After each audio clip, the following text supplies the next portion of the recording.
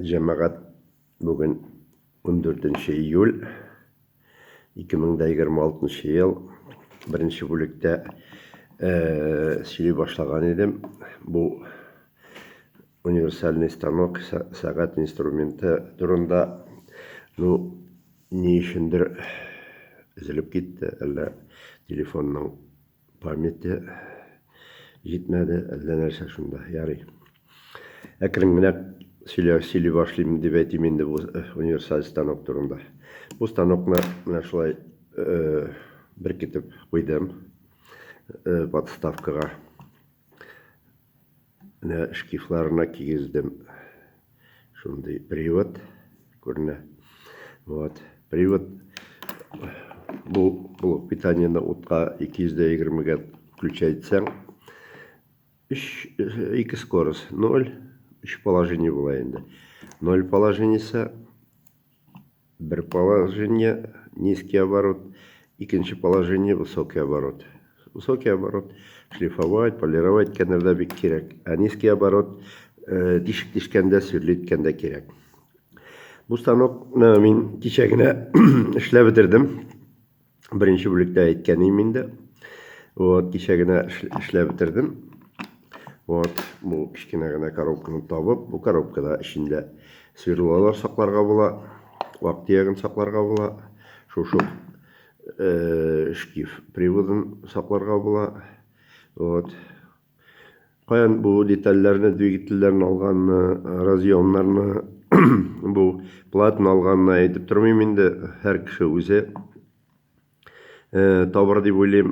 Мұнда менің үш шошы коробканы табып, шошы коробкаға шындай орын белгілеп, тешіклер тешіп, бір кетіп қою платыны, бұл разъемны. И әзірләдім бұл универсальный станокны. Бір кетір үшін шошы коробканы іздеп табып, бір кетіп қойдым. Аңыншы нәрсе эшләдем. Аңыншы бұл станок, бұрынғы станок деп әйтергә була енді, білмеймін нешенче ел эшләнгәндер.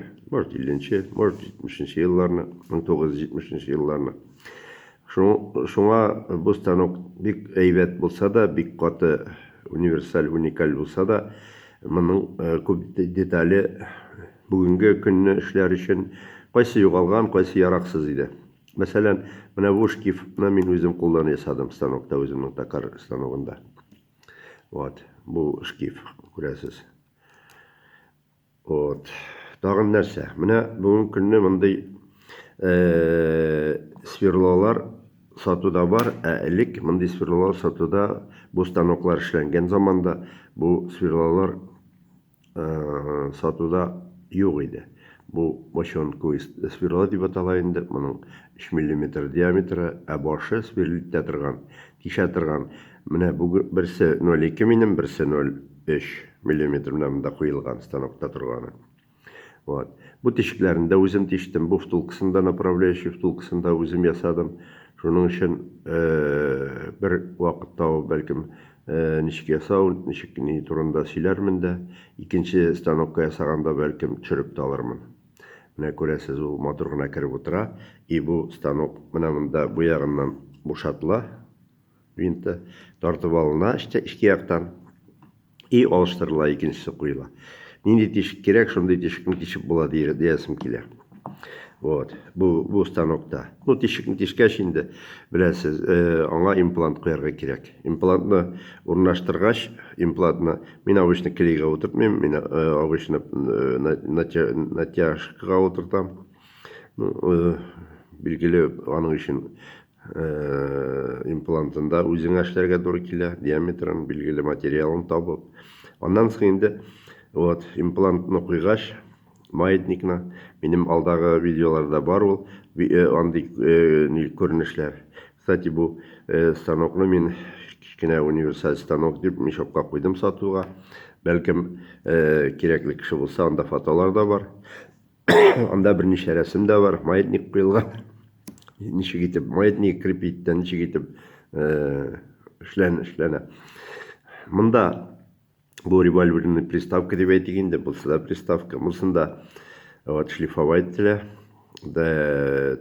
тарицын bu ягыннан маятник имплантының тарицын bu ягыннан длинасын дип әйтим инде, озынлыгын да кирәк кадәр кыскартырга була и башын округләйтергә була, сфера ясарга.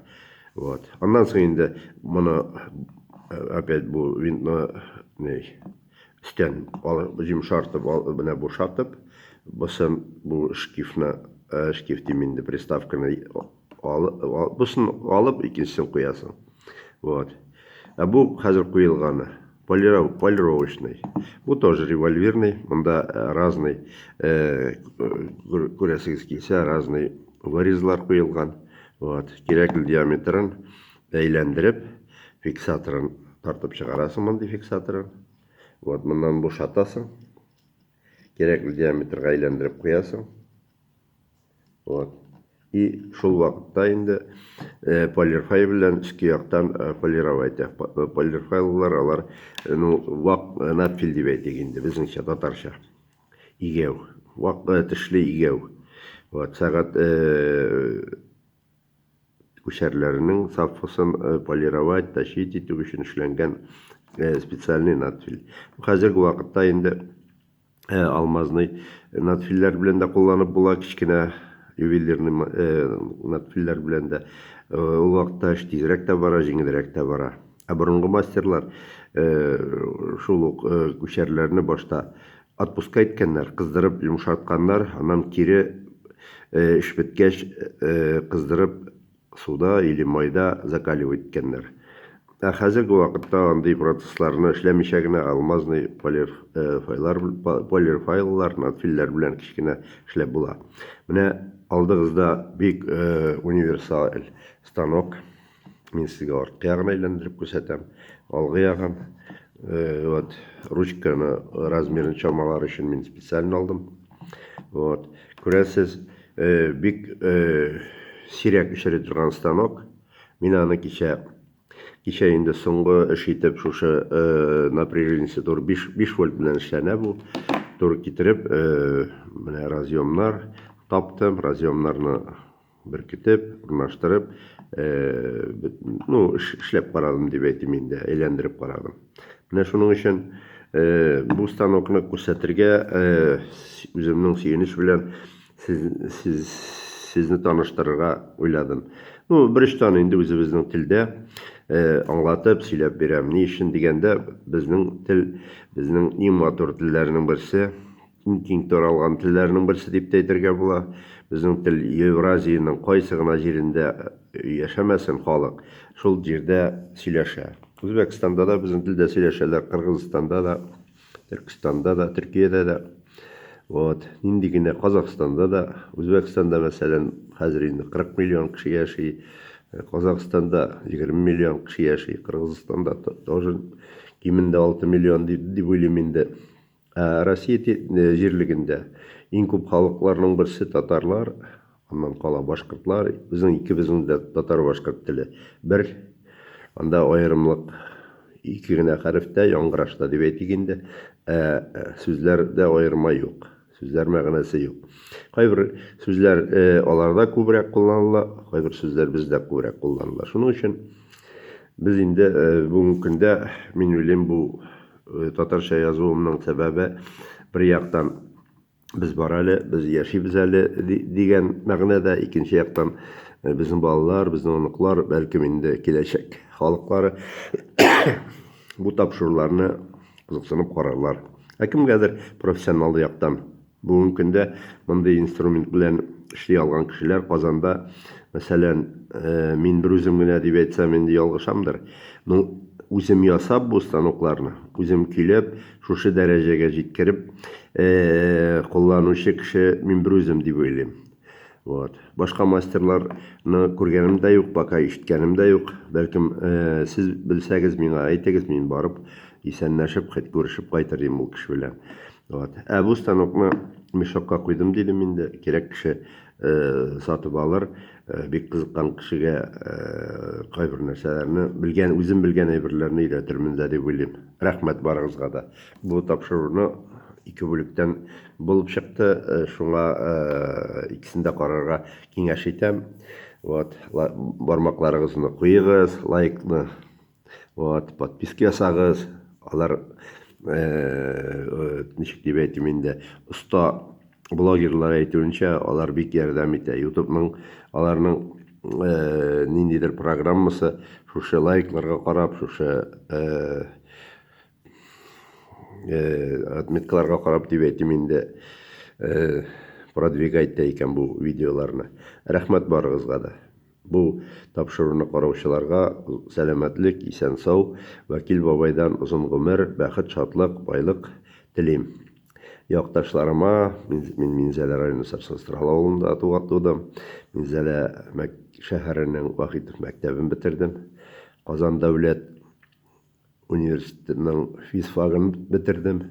Аннан соң инде күп еллар баш инженер, главный инженер булып эшләдем тимер юл системасында. Аннан 11 ел завод директоры булдым, генеральный директор. Аннан инде төрле организацияларда дип әйтим инде, күбрәк тимер юл организациясында зам по строительству, зам по кадрам, социальным вопросам. Шундый эшләрдә эшләдем. Әле бер ничә ел элек кенә Брянскта зур заводта 1700 кеше эшләүче современный заводта 4 ел эшләп кайттым. Анда зам генерального директора ничек вазифасын үтәдем. Заводны аякка бастырдык, рәткә керттек. Завод гөрләп үсә. Шуның өчен үзем турында әзмәс тоже кыстыргалармын язмамда. Сау булыгыз, исәнлек, саулык барыгызга. Илемә, татарларга, Татарстанга теләкләрем, изге теләкләр, яхшы теләкләр.